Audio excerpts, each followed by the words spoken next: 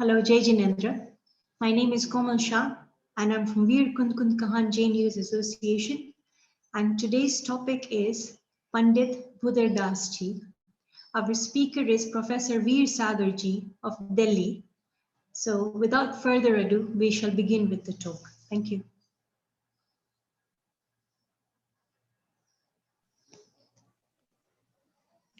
मोक्षमार्गस्य नेतारं भेत्तारं कर्मभूभृतां ज्ञातारं विश्वतत्त्वानां वन्दे तद्गुणलब्धये वन्दे तद्गुणलब्धये। हमारा आज का टॉपिक है महाकवि पंडित भूधर दास।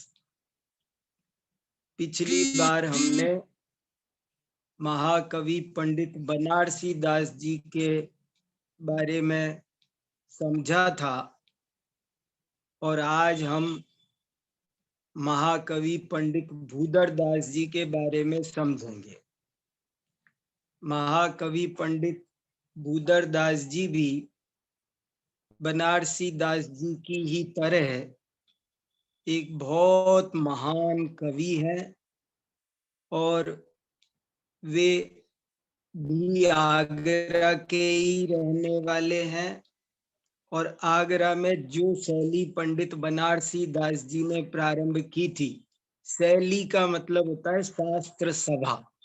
पुराने जमाने में शास्त्र सभा को शैली बोलते थे और ये शैलियां, ये शास्त्र सभाएं बनारसी दास जी के प्रभाव से पूरे देश में, खासकर उत्तर भारत में जगह जगह प्रारंभ हुई थी।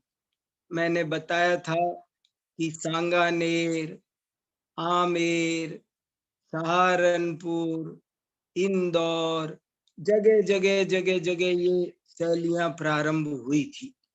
उन्हीं में से वो बनारसी दास जी की वो शैलियां जो चलती थी उनको बनारसी शैलियां कहते थे, अध्यात्म शैली भी कहते थे। आगरा में ये बहुत इनका केंद्र था। आगरा राजधानी होती थी उस जमाने में, जैसे आजकल भारत की राजधानी दिल्ली है, इस तरह कभी भारत की राजधानी आगरा होती थी और आगरा में बहुत काम मिल जाता था। कोई भी बेरोजगार व्यक्ति आजीविका के लिए आगरा चला जाए तो उसको आसानी से आजीविका मिल जाती थी। कला, साहित्य, संस्कृति सब आगरा में बहुत बड़े थे, बहुत समृद्ध थे और आगरा अध्यात्म विद्या का केंद्र भी बनारसी दास जी की वजह से बन गया था। आगरा के बारे में ये प्रसिद्ध हो गया था, आगरा की आध्यात्मिक शैलियों के बारे में ये प्रसिद्ध हो गया था कि आत्मज्ञानी आगरे पंडित सांगानेर, कि आत्मज्ञानी आध्यात्मिक पुरुष आगरा में बहुत पाए जाते हैं और बड़े बड़े विद्वान सांगानेर में पाए जाते हैं। और एक ये भी बात वहां प्रसिद्ध हो गई थी कि लोग बाग आगरा आते तो थे पैसा कमाने, व्यापार करने, आजीविका करने, लेकिन वहां जो ये सुंदर आध्यात्मिक सभा चलती थी उसमें शाम को जाते थे तो वे व्यापारी की बजाय आध्यात्मिक बन जाते थे। तो उन्हीं बनारसी दास जी की शैली में, शास्त्र सभा में, उसी परंपरा में एक बनारसी दास जी के बाद जो मान लो 2 नंबर पर, जैसे बनारसी दास हिंदी जैन कवियों में यदि 1 नंबर पोजीशन पर है तो महाकवि पंडित भूधर दास जी दूसरे नंबर पर हैं।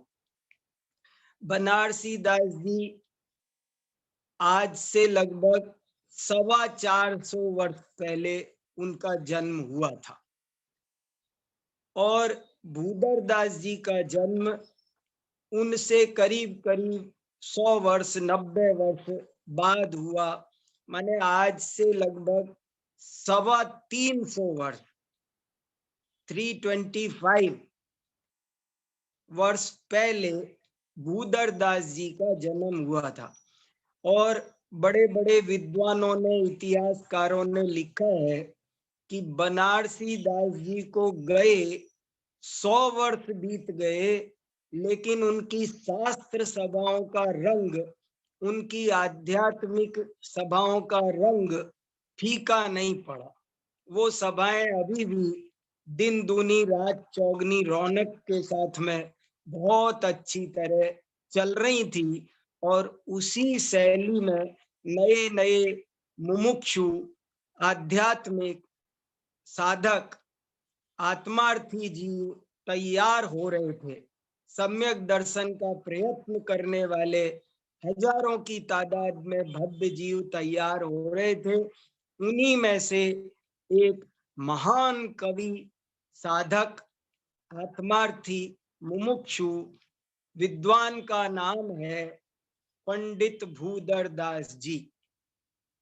इन पंडित भूदर दास जी का बनारसी दास जी की तरह कोई जीवन परिचय हमारे पास उपलब्ध नहीं है। बनारसी दास जी ने तो खुद अपना जीवन परिचय अर्ध कथानक में लिख दिया था।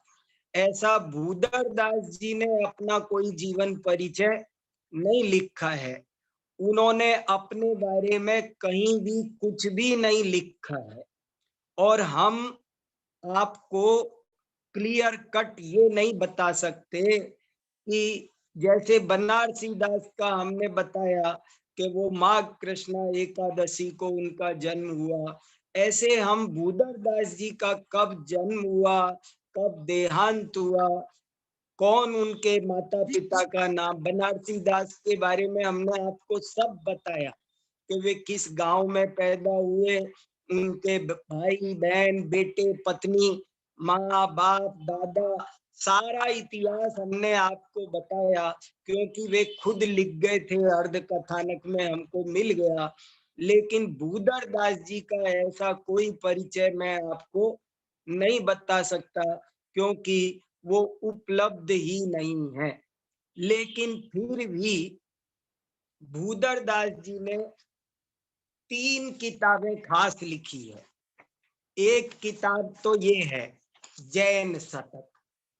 ये एक बहुत इंपॉर्टेंट किताब है। मैंने आपको अभी ग्रुप में इसकी सॉफ्ट कॉपी भेजी है। आप एक दफे इस किताब को जरूर पढ़िए। मुझे विश्वास है कि जब आप इस किताब को पढ़ना प्रारंभ करेंगे तो पूरी किए बिना नहीं छोड़ेंगे। बहुत सुंदर किताब है जैन शतक। इसका दूसरा नाम भूदर शतक भी है। शतक इसलिए नाम है क्योंकि शतक माने सेंचुरी।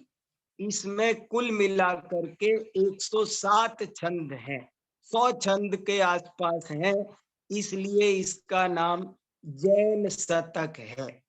दूसरी किताब भी मैंने आपको उसकी पीडीएफ भेजी है। वो किताब है पार्श पुराण। पार्श्वनाथ भगवान का एक बहुत ही बढ़िया महाकाव्य।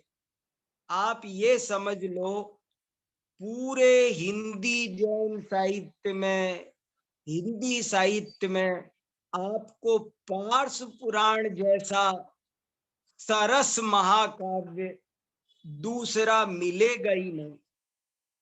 जो कादम्बरी के बारे में बात कही जाती है बाणभट्ट की कादम्बरी में कि कादम्बरी पढ़ने बैठो तो भोजन करना भूल जाए, बस वो महापुराण ऐसा ही है, पार्थ पुराण ऐसा ही है कि अगर वो पार्थ पुराण आप पढ़ने बैठेंगे तो आपको भोजन के लिए कोई बुलाता रहेगा, आप भोजन करने नहीं उठेंगे।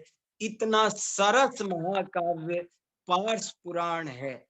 और पार्श पुराण महाकाव्य की कसौटी पर खरा उतर, वो टेक्निकल वे में महाकाव्य है। मैं आपको ये बात थोड़ी अंडरलाइन करके कहना चाहता हूँ कि वैसे तो हम किसी को भी महाकाव्य कहते हैं आकार बड़ा हो तो, लेकिन उस महाकाव्य की जो शास्त्रीय परिभाषा है वो अलग होती है। वो वो उसके अलग नियम कायदे होते हैं, और ये पार्स पुराण उन नियम कायदों पर भी बहुत खरा उतरता है।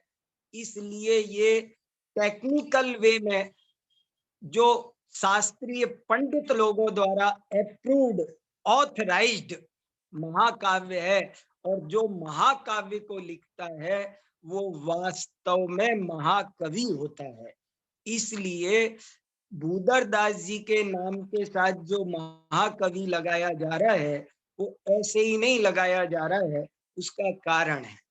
उसके अलावा एक तीसरी किताब ये भूधर दास जी के भजनों की मिलती है, भूधर भजन सौरभ।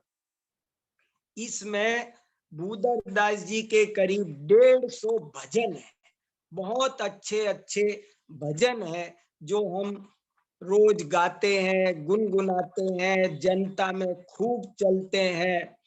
कितने अच्छे अच्छे भजन हैं। अब मेरे समकित सावन आयो, ये इनका बड़ा सुंदर भजन है भूधर दास जी का। अब मेरे समकित सावन आयो, भूधर को निकसे अब बाहिर, निज निर्चू घर पायो। मैंने सम्यक दर्शन रूपी सावन प्राप्त किया, अब मेरे जीवन में आया है, और अब मैं अपने घर में से बाहर नहीं निकलना चाहता हूँ, क्योंकि बाहर सब जगह बारिश हो रही है, मेरी आत्मा सुरक्षित है। मैं उस बिना चूने वाले, जिसमें पानी नहीं गिरता है, ऐसे सुरक्षित अपने ज्ञानानंद स्वभावी चैतन्य घर में बैठा हूँ। इसलिए मैं उसी में रहूंगा, उसके बाहर नहीं आऊंगा। ऐसे ऐसे बहुत अच्छे अच्छे भजन है। एक भी भजन पर बात करो तो हमारा ये 1 घंटा काफी है, इतने सुंदर सुंदर इनके भजन है। मुनिराजों पर, वे मुनिवर कब मिली है उपगारियो, मुनिवर कब मिली है उपकारी। बहुत अच्छे मुनिराजों के स्वरूप को बताने वाले, कैसे जैन निर्ग्रंथ मुनियों का कैसा स्वरूप होता है, और एक सम्यक दृष्टि के मन में उनके प्रति कैसी भक्ति उमड़ती है, इसके बहुत अच्छे अच्छे भजन है। अज्ञानियों को समझाने के लिए बहुत अच्छे अच्छे भजन लिखे हैं। अज्ञानी पाप धतूरा न बोय, अज्ञानी पाप धतूरा न बोय, फल चाखन की बार भरे दृग, मरिए मूरख रोए, अज्ञानी पाप धतूरा न भोए। अरे अज्ञानी, तू पाप रूपी धतूरे का वृक्ष मत बो। आज तो बोरा है, लेकिन कल जब इसके फल लगेंगे तो तेरी आंखों में से आंसू आएंगे, रोएगा बुरी तरह। इसलिए पाप मत करो। पापों, भूधर दास की रचनाओं में ज्ञान और वैराग्य की जो गंगा बहती है वो अद्भुत है। भूधर दास जी को पढ़ना समझना जरूरी है। तो ये 3 रचनाएं उनकी मिलती है, एक जैन शतक, दूसरी पार्स पुराण, और तीसरी उनके भजनों का संग्रह, जिसका दूसरा नाम भूधर विलास भी है, भूधर विलास। ये 3 किताबें उनकी मिलती है। इन 3 किताबों के आधार पर हम उनके टाइम का अंदाजा लगाते हैं। कैसे अंदाजा लगाते हैं कि जैसे ये जो जैन शतक है, इस जैन शतक के अंत में वो भूधर दास जी ने एक छंद लिखा है। आपको मैं वो जरा सा 2 मिनट में सुनाता हूं। आगरे में बाल बुद्धि भूधर खंडेल वाले, बालक के ख्याल सो कवित करे जाने हैं। ऐसे ही कहत भयो जय सिंह सवाई सुबह, हाकिम गुलाब चंद रहती ही ठाने है। कि मैं आगरे में रहता हूँ, बाल बुद्धि हूँ। देखो अपने बारे में क्या लिख रहे हैं, मैं आगरे में रहता हूँ, बाल बुद्धि हूँ और मेरा नाम भूधर खंडेलवाल है। ये खंडेलवाल जाति के नर रत्न है। और जैसे कोई बच्चा पेंटिंग करता है, ऐसे मैं कविता करता रहता हूँ। और मेरी इस कविता को सुनकर मेरे कुछ मित्र बहुत प्रसन्न होते हैं और उन्होंने मुझको बार बार कि तुम अपनी कविताओं का संग्रह करो, मेरे पीछे पड़ गए। जयपुर से सवाई जयसिंह जी के मिलने वाले भी आ गए और उन्होंने भी कहा कि आप इन कविताओं का संग्रह करो। तो मैंने ये जैन शतक संग्रह कर दिया है और आज 17 से 81 को पख तमलीन तिथि 13 रविवार को शतक संपूर्ण की। आज विक्रम संवत 1781 पोष कृष्णा त्रयोदशी के दिन मैं ये जैन शतक पूरा करता हूँ। ये उन्होंने इस किताब के अंत में लिखा है। इससे विद्वानों ने, इतिहासकारों ने ये अनुमान लगाया है कि भूधर दास जी का क्या समय होना चाहिए। ऐसे सभी रचनाओं के आधार पर जो विद्वानों ने अनुमान लगाया है, वो अनुमान ऐसा है कि मानो करीब करीब ये, अगर हम ईस्वी सन से लगा लें, हमको समझ में आ जाए, तो आप ऐसा समझ लो सन 1700 में भूधर दास जी का जन्म सिद्ध होता है और करीब 1760-62 में उनका निधन सिद्ध होता है। केवल 60-62 साल की उम्र में इन्होंने आत्म साधना और साहित्य साधना की थी। और आगरा में भी एक शाहगंज नाम की जगह है। आगरा में बनारसी दास रहते थे ताजगंज में। बनारसी दास शाहजहां के दोस्त थे। शाहजहां के साथ कभी वो शतरंज खेला करते थे। और ये भूधर दास जी ताजगंज में नहीं रहते थे, बल्कि शाहगंज नाम की जगह है, अभी भी है। लोगों ने, आपने जो बहुतों ने वहां के दर्शन, मैं वहां के दर्शन करके आया हूँ उस मंदिर के भी। और उस शाहगंज मंदिर में भूधर दास जी रहते थे और उनके बारे में हम बनारसी दास से पहले दौलत राम कासलीवाल के बारे में भी पढ़ चुके हैं। दौलत राम कासलीवाल को धर्म के रास्ते पर लगाने वाले कोई थे, तो वो ये पंडित भूधर दास जी थे। मैंने आपको बताया था दौलत राम जी को धर्म की रुचि नहीं थी, वो आगरा आए थे, तो इन्होंने, दौलत राम जी ने ही उनको धर्म के मार्ग पर लगाया था। तो दौलत राम जी ने उनके बारे में क्या लिखा है, वो एक छंद आपको पढ़ के सुनाता हूं। देखो क्या लिख रहे हैं। भूधर मल, दौलत राम जी क्या लिख रहे हैं। भूधर मल जिन धर्मी ठीक, रहे शाहगंज में तहकीक, जिन सुमिरन पूजा परवीन, दिन प्रति करे अशुभ को छीन। आगरे में शाहगंज में एक भूधरमल नाम का जैन विद्वान रहता है और वो रोजाना भगवान की पूजा करता है और रोजाना वो मंदिर में शास्त्र प्रवचन करता है। देखो क्या उनके बारे में लिखा। उसके अलावा आपने एक नाम सुना होगा, ब्रह्मचारी रायमल जी। ब्रह्मचारी रायमल जी की भी किसी दिन चर्चा करेंगे। बहुत विद्वान है, कितनी चर्चा करे हम, देखो कितने कर पाते हैं।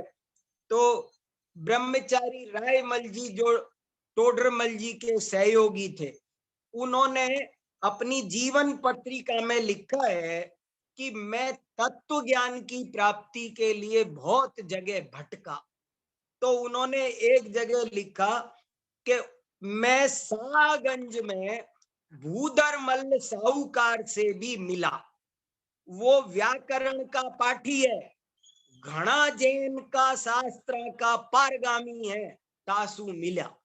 देखो क्या लिखा, भूधरमल सागंज के चैत्यालय विषय व्याकरण का पाठी और घना जैन शास्त्र का पारगामी, बहुत सारे शास्त्रों के पारगामी भूधरदास जी। और वो सागंज के चैत्यालय में, और देखो गजब की बात सुनो आप, सागंज के चैत्यालय में भूधरमल जी रोजाना शास्त्र का व्याख्यान करे हैं और 100-200 से साधर्मी भाई सुने हैं। 100-200 लोग, 200 लोग रोजाना उनकी शास्त्र सभा में आते थे। वे प्रवचन, रोज प्रवचन करते थे। क्या आनंद अमृत बरसता होगा। और उन्होंने ही दौलत राम जी, और वे बहुत भाषाओं के जानकार, प्राकृत, संस्कृत, उर्दू, गुजराती, उनके जैन शतक में उर्दू में कवि भजन लिखा हुआ है, एक गुजराती में लिखा हो, गुजराती में वे कविता करने में समर्थ थे उस जमाने में। सोचो तो सही, अनेक भाषाओं के जानकार थे। और चैन सुखदास जी ने लिखा है कि पंडित बनारसी दास के बाद यदि कोई चमकता सितारा हमको हिंदी साहित्य में दिखाई देता है तो वो भूधरदास जी है। मैंने भूधरदास जी के बारे में कुछ संस्मरण इसमें अंत में लिखे हैं सब, आप देखेंगे तो इस किताब में। ये किताब का अनुवाद मैंने आज से करीब 30 साल पहले किया है। 30 साल पहले ये किताब छप गई थी, इसका अनुवाद किया था। मैं इसका बहुत दीवाना हूं और मुझे ये याद है, सारे के सारे छंद मुझे कंठस्थ याद है। और ये इतनी बढ़िया चीज है। फिर बाद में मेरे एक मित्र ने इन भूधरदास जी पर ये एक पीएचडी भी की है, महाकवि भूधरदास पर। ये मेरे एक मित्र है नरेंद्र कुमार जी, विद्वान, बहुत अच्छे प्रवचनकार, उन्होंने ये पीएचडी की है भूधरदास जी पर, बहुत बढ़िया पीएचडी का थीसिस है। तो इसको भी मैंने सब आपके लिए आज फिर पढ़ा कि कोई और उनके बारे में जानकारी मिल जाए तो आपको बताऊं। मेरा कहने का मतलब यह है कि भूधरदास जी का परिचय हमको जो कुछ मिलता है वो इतना ही मिलता है। उनका बायोडाटा तो हमको ज्यादा नहीं मिलता, लेकिन उनकी कविता का आप आज आनंद लीजिए। और उनकी कविता में जो रस है वो मैं आपको थोड़ा सुनाता हूं, और वही उनका असली परिचय है। भूधरदास जी का ज्ञानियों को कोई रस नहीं है कि आप उनके लौकिक परिचय को जाने, उसमें रस लें, बल्कि उनका, उन्होंने जो तत्व ज्ञान परोसा है, हम यदि उसमें स्नान करें तो इससे बहुत बड़ी सार्थकता है, यही सार है। इसलिए मैं आपको भूधरदास जी की कविता के बारे में तो आप कुछ पूछो ही मत। कोई कलम तोड़ कविता है जिसका कोई मुकाबला नहीं। देखो भूधरदास जी का राजा राणा छत्रपति, भूधरदास जी ने पार्स पुराण में एक जगह बारे भावना, कई जगह लिखी है, एक बारे भावना ये लिखी है, राजा राणा छत्रपति हाथिन के असवार, मरना सबको एक दिन अपनी अपनी बार। और ये बारे भावना आज ये बताओ कौन परिचित नहीं है इससे? कौन सा घर है जहां ये नहीं पढ़ी जाती? कौन सा मंदिर है जहां ये लिखी हुई नहीं है?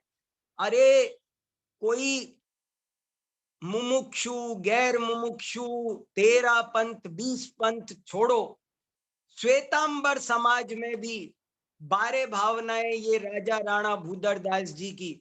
मैं अभी थोड़े दिन पहले एक स्थानक में गया था, वहां पूरे स्थानक में मोटे मोटे अक्षर में ये बारे भावनाएं लिखी हुई थी, राजा राणा छत्रपति, और इन पर प्रवचन चल रहा था। मैंने कहा कमाल हो गया, भूदरदास जी ने बारे भावना लिखी।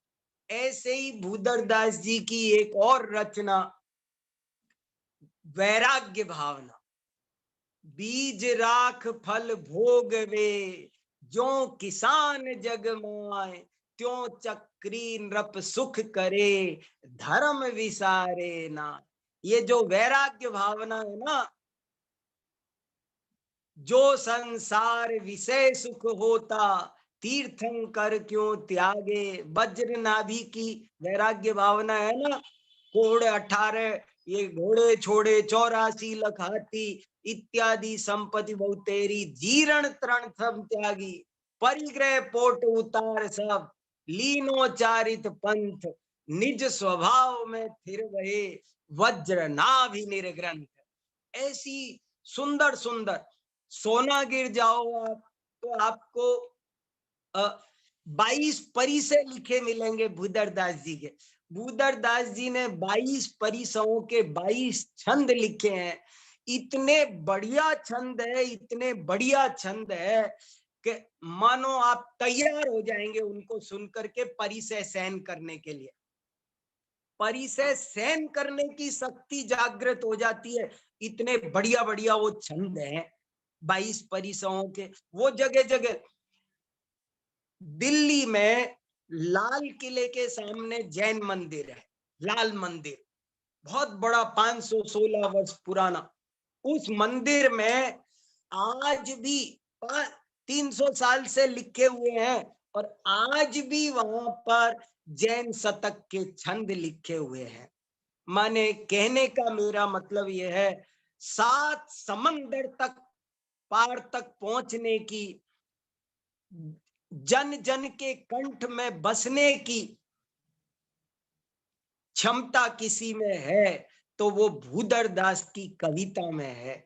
और वो भूदरदास की कविता जैन शतक, पार्स पुराण और बहुत सुंदर सुंदर भजन, चरखा चलता नाही, चरखा हुआ पुराना, क्या भजन है।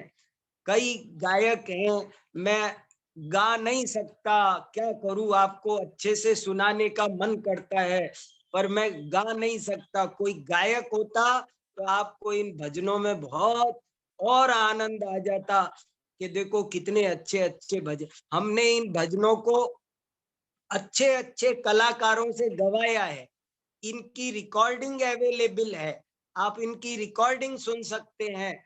और इन भजनों को हमने आकाशवाणी से प्रसारित किया है। रोज आकाशवाणी पर एक जैन भजन डेली प्रसारित होता था। तो इस तरह बहुत काम करने की जरूरत है, इनको समझने की, समझाने की, दुनिया को बताने की, हमारा ये साहित्य जन जन तक पहुंचाने की बहुत जरूरत है। भूदरदास जी के बारे में और कितनी भी बात कही जाए वो सब थोड़ी है, पर मैं आपको अब और बात न बता के थोड़ी सी बातें जैन शतक के बारे में, इसके 2-4 छंद आप सुनो, इतने रस भरे छंद है, इतने रस भरे छंद। मैं एक एक, मैंने इस जैन शतक पर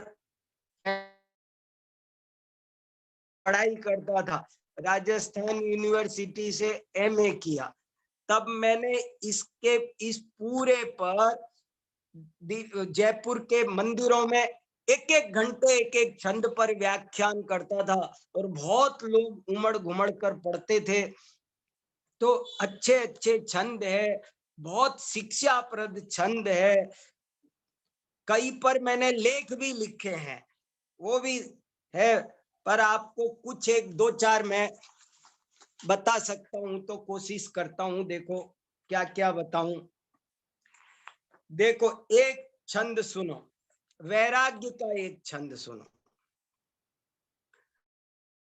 काहू घर पुत्र जायो, काहू के वियोग आयो, काहू राग रंग काहू रोआ रोई करी है, जहां बन उगत उछाह गीत गान देखे, सांझ समय ताई थान हाय हाय परी है। कितना समझ में आया कि एक घर में तो पुत्र का जन्म हुआ है, वहां खुशियां मन रही है, और दूसरे घर में कोई मृत्यु हुई है, वहां मातम मन रहा है, रो रहे हैं। ये संसार का स्वरूप है। फिर कहते हैं कि अरे अलग अलग घर की क्या बात, एक ही घर में सुबह आप देखो तो खुशियां हो रही है, और उसी घर में शाम को मातम फैल जाता है।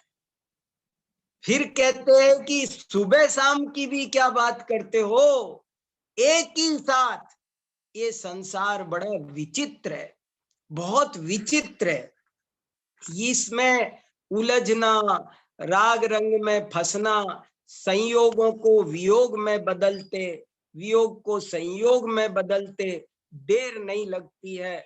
इसलिए हे भव्य जीव, ऐसी जग रीति को न देख भय भीत होय, हा नर मूड तेरी मति कौने हरी है, मानुष जन्म पाए सोवत भी आय जाय, खोवत करोड़न की एक एक घड़ी है। करोड़ों की एक एक घड़ी इंद्र और चक्रवर्ती के संपूर्ण वैभव को तराजू के एक पलड़े में रखो, और इस मनुष्य जन्म की एक घड़ी दूसरे पलड़े में रखो, तो कौन ज्यादा कीमती है? वो ये मनुष्य जन्म की एक घड़ी वो चक्रवर्ती और इंद्र के वैभव से भी ज्यादा कीमती है। क्या है बाहर की चीजों की वैल्यू? क्या इस अर्घ्य का क्या मूल्य है, अनर्घ्य पद के सामने, उस परम पद को पा लिया हे पतित पावन आपने। क्या अदा, इतना आनंददायी छंद है, क्या क्या आपको सुनाए जाए। शॉर्ट शॉर्ट में बताता हूं। दूसरा एक छंद का और आनंद लो आप। अपन पुराने जमाने में, आजकल तो जमाना बदल गया, पहले लेटर लिखते थे, चिट्ठी चिट्ठी, तो अब तो कोई चिट्ठी लिखता नहीं है। पहले पोस्ट कार्ड लिखते थे, चिट्ठी लिख लिख कर भेजते थे, 15-15 दिन में चिट्ठी पहुंचती थी, फिर समाचार आते थे।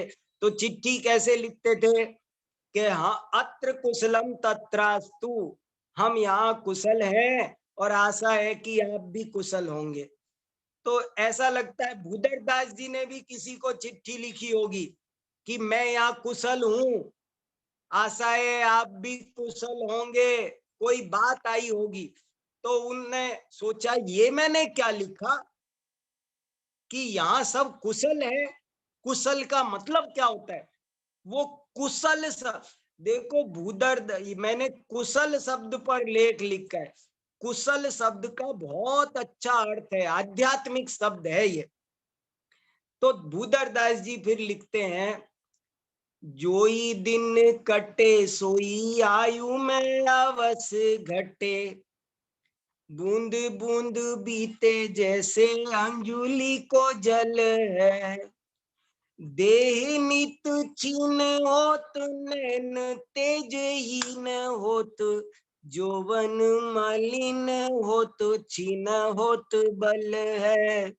आवे जरा नेरी तके अंतक अहेरी आवे, पर भो नजीक जात नर भो निफल है। मिल के मिलापी जन पूछत कुशल मेरी, ऐसी दशा माही मित्र काहे की कुशल है। ऐसी दशा माही मित्र काहे की कुशल है। कोई पूछ रहा है आप कुशल हो, तो भूधर दास जी उत्तर दे रहे हैं। देखो उत्तर सुनो, आध्यात्मिक व्यक्ति कैसा होता है, एक सम्यक सन्मुख व्यक्ति कैसा होता है, एक अंतरात्मा कैसा होता है, उसके अंदर में क्या चलता होता है। तो भूधर दास जी कह रहे हैं, भैया तुम पूछ रहे हो कि कुशल हो क्या, लेकिन क्या बताऊं, जैसे जैसे दिन बीत रहे हैं तैसे तैसे आयु बीत रही है, खत्म हो रही है, आयु खत्म हो रही है। जैसे अंजलि का जल एक एक बूंद खत्म होता है, ऐसे ही एक एक दिन क्या बीत रहा है। ये मनुष्य भव की दुर्लभ आयु वो समाप्त होती चली जा रही है। जैसे जैसे दिन बीत रहे हैं ऐसे ऐसे आंखों की रोशनी कम हो रही है, ऐसे ऐसे शरीर कमजोर हो रहा है, सारी मृत्यु दिन पर दिन पास आती जा रही है। मृत्यु का डिस्टेंस डेली कम होता चला जा रहा है, जितना था वो कल और कम हो जाता है, कल और कम हो जाता है।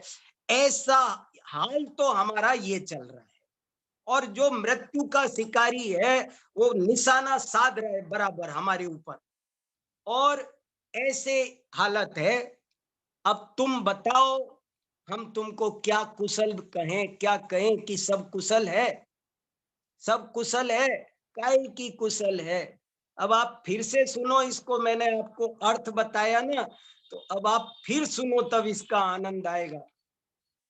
जोई दिन कटे सोई आयु में अवश्य घटे। क्या ज्यादा सुनोगे आप, थोड़ा ही सुन लो, यही बहुत काम का है। कितने छंद सुनाओ, एक एक मिश्री का टुकड़ा है, जो उठाएंगे ना वही मीठा लगेगा। जोई दिन कटे सोई आयु में अवश्य घटे, बूंद बूंद बीते जैसे अंजुलि को जल है। देह नित छीन होत, नैन तेजहीन होत, जोवन मलिन होत, छीन होत बल है। आवे जरा नेरी, जैसे जैसे दिन बीत रहे हैं वृद्धावस्था निकट आती जा रही है। आवे जरा नेरी तके अंतक अहेरी आवे, पर भो नजीक जात नर भो निफल है। जैसे जैसे दिन बीत रहे हैं परभव पास आता जा रहा है, और ये मनुष्य भव ऐसे ही बीता चला जा रहा है। मिल के मिलापी जन, मिल के मिलापी जन पूछत कुशल मेरी, ऐसी दशा माही मित्र काहे की कुशल है। हालात तो ऐसे हो रहे हैं, क्या कहें कि कुशल है। आप देखो, कोई भी हमसे पूछे, आपसे पूछे, किसी से भी पूछे, तो ये दुनिया क्या अंध प्रवाह में, और आप और कुशल है, हाँ हाँ सब कुशल है, सब मजे में कट रही है जी, सब बहुत बढ़िया साहब, बहुत अच्छा, सब बढ़िया है साहब, बहुत अच्छे हैं, अच्छे हैं, हम अच्छे हैं, सब बढ़िया चल रहा है हमारे स्वाध्याय का कोई ठिकाना, हमारे तत्वाभ्यास का कोई ठिकाना है। ये दिन प्रतिदिन हमारा मनुष्य भाव कीमती बीता नहीं चला जा रहा है, हमारा कहाँ ध्यान है। क्या गजब की बात है। ऐसे ऐसे बहुत छंद लिखे। एक छंद का हमसे कहा कि तुम बनिया हो और हिसाब लगाने में तुम बहुत एक्सपर्ट हो, तो तुम देखो जरा एक हिसाब लगाओ। देखो एक एक अकाउंट्स की बात बताते हैं कि चलो तुम अकाउंट्स तो अच्छा जानते हो ना, तो अकाउंट्स बढ़िया लगाओ। सुनो कितना बढ़िया छंद है। 100 बरस आयु ताका लेखा करी देखा जब, 100 बरस आयु ताका लेखा करी, लेखा माने अकाउंट, 100 बरस आयु ताका लेखा करी देखा सब, आदि तो अकारथ ही सोवत विहाय रे, आदि में अनेक रोग बाल वृद्ध दशा भोग, और संजोग एते केते बीत जाय रे। समझ में आया? देखो बाहर के लोग भी सब सुन रहे हैं भैया, समझो क्या कहना चाह रहे। वो ये कह रहे आप एक अकाउंट्स करो। क्या अकाउंट करो? एक मैथ्स का हिसाब लगाओ। समझ लो आपको पूरी जिंदगी मिल गई 100 वर्ष की। हमारी उम्र कितनी है? ज्यादा से ज्यादा 100 वर्ष। समझ लो हमको 100 वर्ष का जीवन मिला है। तो कहते हैं कि अब तुम आधा तो सोने में चला गया। कितने के रह गए? हम 100 वर्ष के थे, आधा टाइम तो हम सोने में बिताते हैं। दिन में भी सो जाते हैं सोने वाले, उसको छोड़ो। पर फिर भी हम 100 वर्ष में से 50 वर्ष कम कर दो, कितने बच गए? 50 बच गए। 50 तो सोने में गए। अब जो बचे उसमें भी हमारा कितना पीरियड तो बचपन का है। बाल अवस्था में कोई विवेक नहीं, बुद्धि नहीं, खेलने कूदने में सारा ध्यान जाता है। वो तो पूरे के पूरे हमारे 10-20 साल ऐसे ही लेस कर दो, वो कोई जीवन है? कुछ नहीं। तो वो जीवन माइनस करो, अभी हिसाब बचाओ क्या बचा। फिर बुढ़ापे का टाइम, फिर आज इसकी शादी में जाना है, आज उसके टीए की बैठक में जाना है, आज पार्टी में जाना है, आज घूमने जाना है, ऑफिस जाना है, दुकान जाना है। करो लेस, कितना बचा? देखो 100 बरस आयु ताका लेखा करी देखा सब, आदि तो अकारथ ही सोवत बिहाय रे, आदि में अनेक रोग, कभी रोग हो जाते, बुखार आ गया, कोरोना हो जाए, 14 दिन क्वारंटाइन, गए 14 दिन 1 मिनट में झटके से। क्या क्या होता है देखो तो सही। आदि तो अकारथ ही सोवत विहाय रे, आदि में अनेक रोग बाल वृद्ध दशा भोग, और संजोग एते केते बीत जाय रे। एक इवनिंग दोस्त आके के बैठ जाते हैं, एक इवनिंग हम दोस्त के घर जाके बैठ जाते हैं। हम कहां कहां समय हमारा खत्म कर रहे हैं। आप लगाओ तो सही, आपको 100 वर्ष का भी जीवन मिल जाए तो क्या मिला, कितना मिला? लगाओ तो सही, हिसाब तो लगाओ। 100 बरस आयु, 100 बरस आयु ताका लेखा करी देखा सब, आदि तो अकारथ ही सोवत भी आय रे, आदि में अनेक रोग बाल वृद्ध दशा भोग, और संजोग एते केते बीत जाय रे, बाकी अब कहा रही ताही तू विचार सही, बाकी अब कहा रही ताही तू विचार सही, कारज की बात यही नीके मन लाय रे, खातिर में आवे तो खलासी कर, इतने में भावे फंसी फंद बीच दिनों समझाय रे। क्या कह रहे हैं भैया? अगर तेरी मर्जी हो समझना है तो समझ ले, ये बिजली की चमक जितना मनुष्य भव है, अगर धागा पोना है तो पोले, और नहीं तो तुझे संसार में परिभ्रमण करना हो तो कर भाई, तेरी मर्जी, जो तुझे करना हो कर, क्या तुझे मिलेगा सोचो तो सही। ऐसे वैराग्य से भरपूर छंद है, ऐसे गजब गजब के 100 छंद है कि मैं आपको एक एक कितने सुनाऊं, कोई अंत ही नहीं। देखो, और एक सुनाता हूं, हमारे पास 5-7 मिनट और है ना, एक और सुनाता हूं, देखो। जीवन अलप, देखो आत्मानुभूति कितनी बढ़िया छंद है, गजब का छंद है। वो कह रहे सारी जीववाणी का सार क्या है, जीवन अलप आयु, बहुत गजब का छंद है।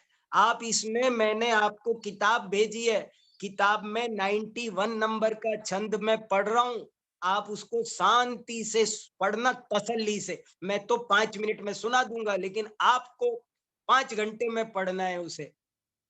जीवन अलप आयु, बुद्धि बलहीनता में, आगम अगाध सिंधु कैसे ताई डाक है। द्वादशांग मूल एक अनुभव पूर्व कला, भव दाग हरि घन सार की सलाक है। यह एक सीख लीजिए, यही को अभ्यास कीजिए, या को रस पीजे, ऐसो वीर जिन वाक है। इतनो ही सार यही आत्म को हितकार, यही लो मदार और आगे ढूक ढाक है। क्या अर्थ हुआ इसका?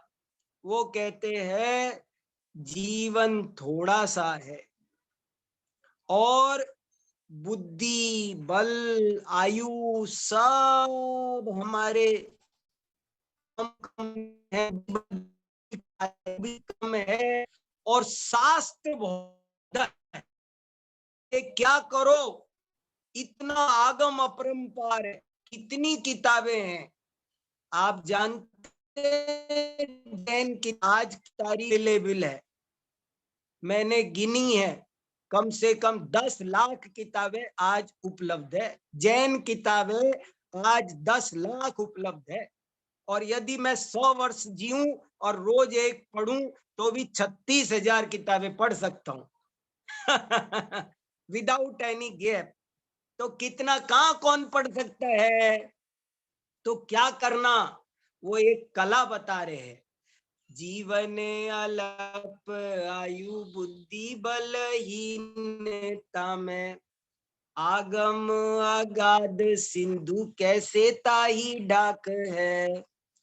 द्वादशांग मूल एक अनुभव पूर्व कला, द्वादशांग मूल एक अनुभव अपूर्व कला।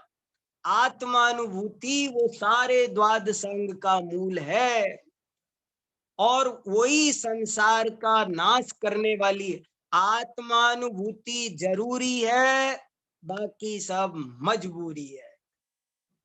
यही धर्म है। एक घड़ी आधी घड़ी, आधी से भी आधी, जो आत्म अनुभव करो कटे कोटि अपराध।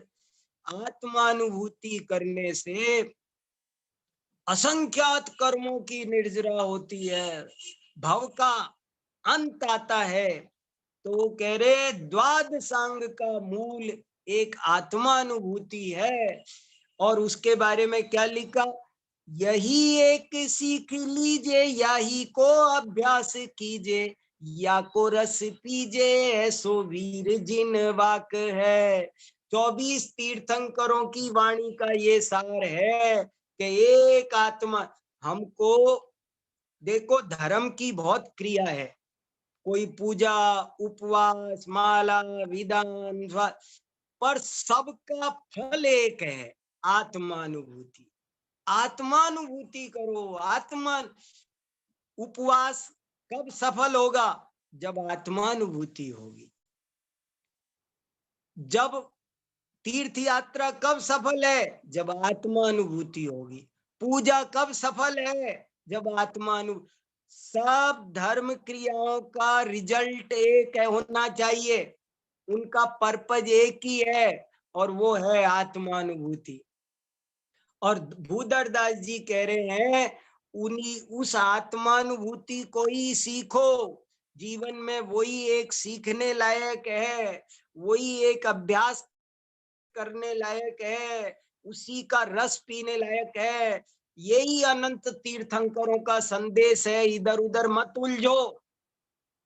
ऐसे बहुत बढ़िया बड़ी छंद जो गार लिखे, रंग में को उलझे, उनको जोड़ का क्या हो, तुम भव समुद्र में डूबेंगे। लोग श्रृंगार रस लिखकर कविता का समझते हैं, तो बहुत शायद 2 मिनट में उसका सिर्फ अर्थ बताता हूं आपको, कितना बढ़िया छंद है। ये लिखा कि ये दुनिया राग के उदय में, काम भाव में वैसे ही अंधी हो रही है। बिना सिखाए ही सब विषय भोगों की बात बच्चा बच्चा अपने आप सीख जाता है। अनादि काल से सबको विषय भोगों के गहरे संस्कार पड़े हुए हैं, काम भाव सिखाना नहीं पड़ता। और फिर भी कोई उस पर कविता लिखे, विषय भोग सिखाने के लिए कविता लिखे, साहित्य लिखे, तो बोले वो ऐसे हैं कि अंधे की आंख में धूल झोंक रहे हैं। रागे उदय जग अंध भयो, सहज सब लोगन लाज गाई। सीख बिना नर सीख रहे, विषनादिक सेवन की सुगंध। आप और काव्य कहा कहिए, तिन की निठुराई। अंध असुजन की आँखियान में, झोंकत है रज राम दुहाई। अंधे अज्ञानी प्राणी, जिनको पहले ही कोई ज्ञान नहीं है, उनको और राग द्वेष का जो पोषण करे, वे शास्त्र नहीं है, शस्त्र है, शस्त्र।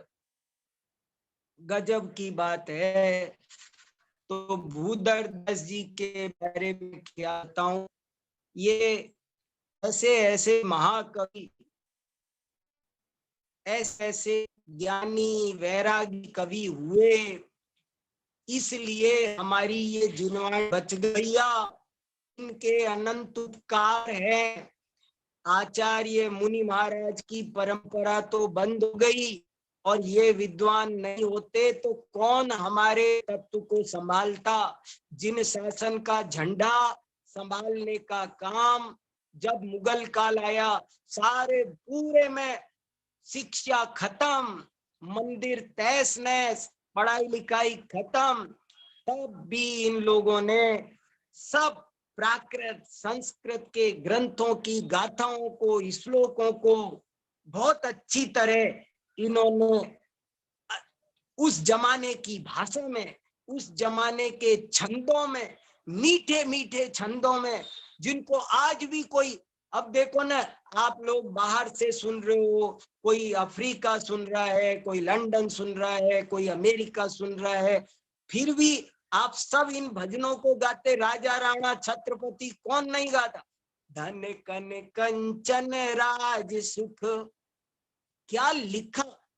पूर्ण चंद गोदिका जी का जीवन बदल दिया इस दोहे ने। इस एक दोहे ने, जिन्होंने टोडरमल स्मारक बनाया, पूर्ण चंद जी गोदिका, एक दोहे ने उनका जीवन बदल दिया। धन कन कंचन राज सुख, सबहि सुलभ कर जान। दुर्लभ है संसार में एक जथारथ ज्ञान।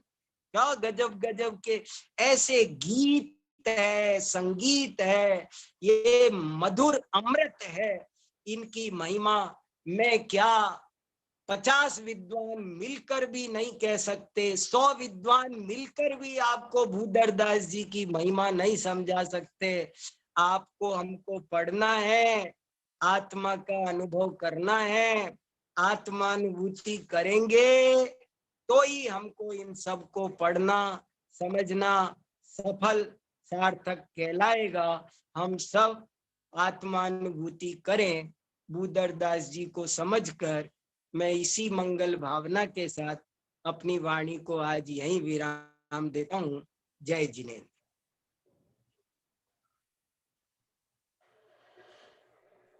जय जिनेन्द्र पंडित जी। और हर हफ्ते की तरह इस हफ्ते में भी आपने बहुत ही नई नई बातें हमको बताई।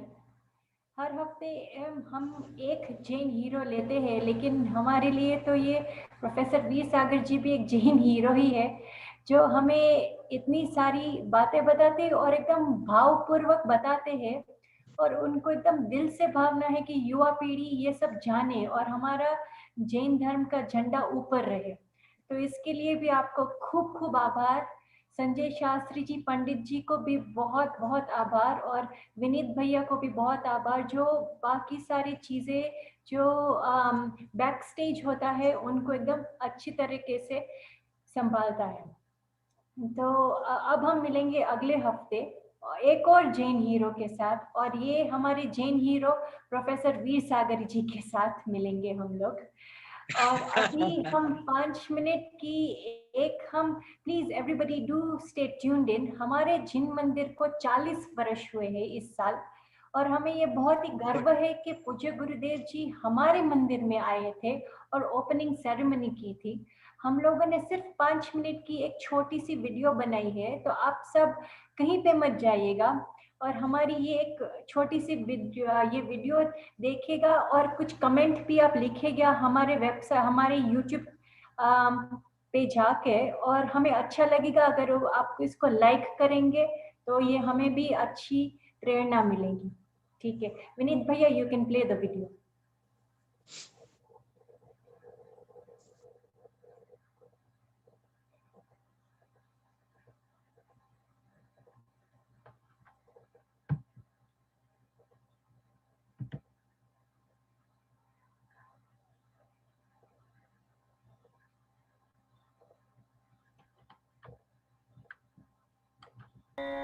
सफल जन्म मेरा हुआ प्रभु दर्शन से आज, भव समुद्र नहीं दिखता, पूर्ण हुए सब काज, पूर्ण हुए सब काज।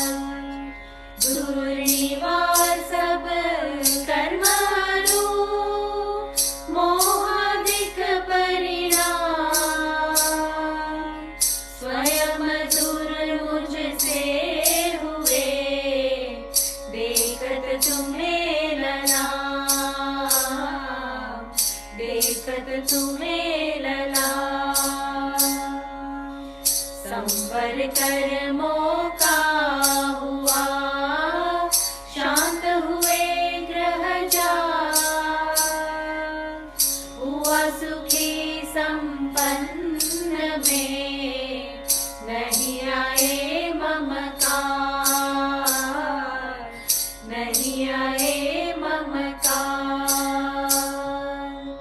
भव कारण मिथ्यात्व का, नाशक ज्ञान सुभानु, उदित हुआ मुझ में प्रभो, दिखे आप समान, दिखे आप समान। मेरा आत्मस्वरूप जो ज्ञान सुखों की खान, आज हुआ प्रत्यक्ष दर्शन से भगवान, से भगवान।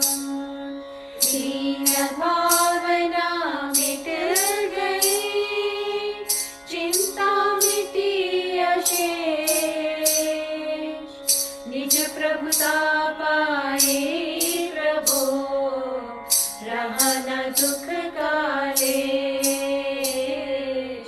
रहा न दुख कालेश। शरण राधा खोजता इस संसार मंझार, निज आत्म मुझको शरण तुमसे सीखा, तुमसे सीखा। निज स्वरूप में मगन हो, पाऊं शिव अभिराम, इसी है तू में आपको करता कोटि प्रणाम, करता कोटि प्रणाम। मैं बंदो जिन राज को तरुर समता भाव, तन धन जन जग जाल से धरि विरागता भाव, धरि विरागता भाव। यही भावना है प्रभु मेरी परिणति माही, राग द्वेष की कल्पना किंचित उपजे नाही, किंचित उपजे नाही, किंचित उपजे। Thank you everybody for staying till the end. और हम मिलेंगे अब अगले हफ्ते एक और जैन हीरो के साथ। जय जिनेंद्र, शुभ रात्रि।